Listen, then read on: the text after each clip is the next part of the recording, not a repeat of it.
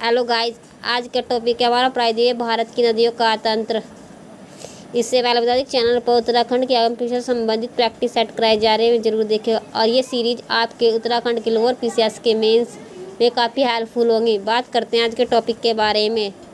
प्रायद्वीपीय भारत या दक्षिण भारत की नदियों का प्रवाह की दिशा के आधार पर दो भागों में बटा है। एक पूर्ववाहिनी नदी जो बंगाल की खाड़ी में गिरने वाली नदियाँ हैं। इसमें भारत के कुल अपवाह क्षेत्र का 77% भाग बंगाल की खाड़ी में गिरता है। और दूसरा है अरब सागर में जल गिराने वाली नदियाँ, पश्चिम वाहिनी नदियाँ। पूर्वी भाग की बंगाल की खाड़ी में गिरने वाली नदियाँ और अरब सागर में गिरने वाली नदियाँ। इसी में बता दें कि हिमालय नदी तंत्र की तुलना में प्रायद्वीपीय नदी तंत्र प्राचीन है।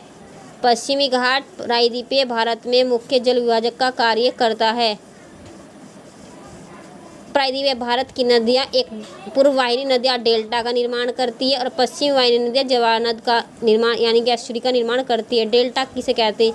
जब नदी अवसाद लाती है, नदी के द्वारा बड़ी मात्रा में अवसादों को जमा किया जाता है तो नदी का वेग धीमा हो जाता है, तो वह डेल्टा कहलाता है। बंगाल की खाड़ी में गिरने वाली नदियों का डेल्टा का निर्माण करती है। हमने डेल्टा को भूमि है और इसमें नदी आ रही है और मिट्टी का क्षेत्र अपने साथ नदी में लाकर किनारे में इकट्ठा कर दिया, डेल्टा कहते हैं। जवार नद ऐसा क्षेत्र जहाँ नदी का जल समुद्र में मिलता है, अवसाद जमा नहीं होता। उनकी गति काफ़ी तेज होती है जिससे कुछ जमा नहीं होता और सीधा समुद्र में चला जाता है। अरब सागर में गिरने वाली नदियों का निर्माण एस्चुरी या जवार नद का निर्माण करती है।